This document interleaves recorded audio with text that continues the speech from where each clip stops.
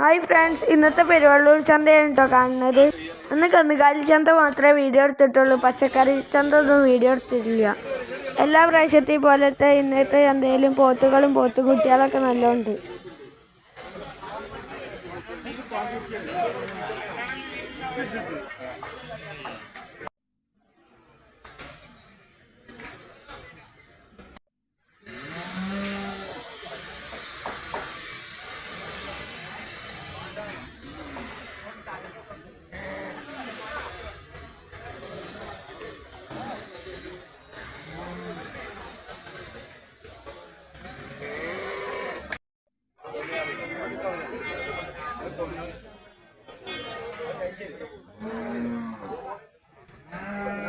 കൂടാതെ നല്ല കറുവ പശുക്കൾ ഒരുപാടുണ്ട് കേട്ടോ.